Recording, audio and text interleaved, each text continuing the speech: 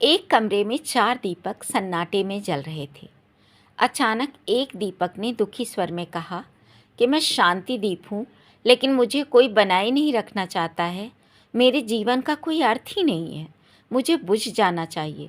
और इतना कहकर वो बुझ गया। उसकी बात सुनकर दूसरे दीपक ने कहा, मैं विश्वास दीप हूँ। लोग मुझे लंबे समय तक कायम नहीं रख पाते हैं।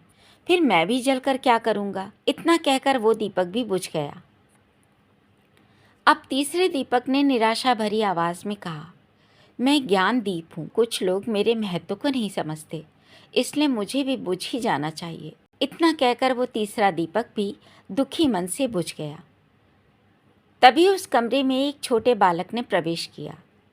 उस बालक ने देखा कि 3 दीपक बुझ चुके हैं, सिर्फ एक ही दीपक धीरे धीरे जल रहा है। वो बोला कि तुम तीनों को तो आखिरी क्षणों तक जलकर प्रकाश देना चाहिए था, फिर तुम बुझ क्यों गए? इतना कहकर वो बालक रोने लगा।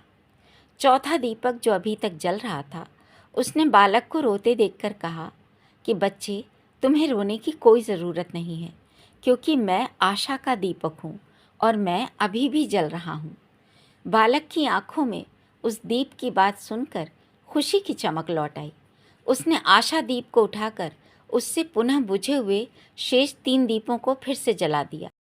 दोस्तों, आशा वह दीपक है जिससे शांति, विश्वास और ज्ञान को नवजीवन दिया जा सकता है।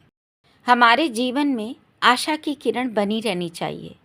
आशा यानी उम्मीद के बल पर हम संपूर्ण मानवता के लिए आशा दीप तो बन ही सकते हैं।